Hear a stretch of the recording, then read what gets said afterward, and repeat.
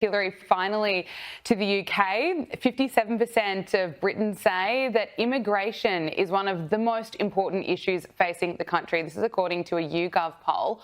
Also, 54% of Britons say that the recent protests outside hotels being used to house asylum seekers that we have been covering here on this program, that those protests are justified.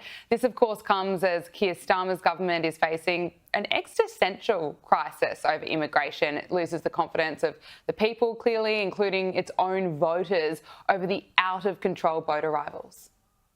Yes, since his administration has been in, two-tier Keir Starmer, 52,000 illegals have entered into the UK, Gabriella. Isn't that the equivalent of an invasion? And what I always say is, could you even contemplate all those that died defending the UK from the Nazis? What if we'd let the Nazis in and given them a free hotel and free food and free cell phones? I mean, that would have been incomprehensible. And then think about this. This is the absolutely dreadful policy they're talking about now because of the protests outside of these hotels, like Epping in Essex, where those mothers and they weren't organized, by the way, because going back to Soros here in the United States, I do think he's got a global reach. There are organized protesters over there as well. These mothers had local signs.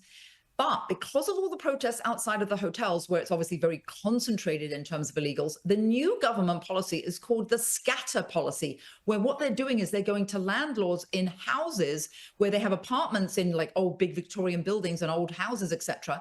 And they're giving them 5 years rent, almost double what they would normally rent for, and paying for all the repairs. So landlords, people just like regular people, they need the money, they want the money. But this scatter principle, and at the same time, when you have 1.2 million in the UK waiting on the housing list, it is just unconscionable. Absolutely. Hilary Fordwich, President and founder of Strelmark, thank you so much for joining us.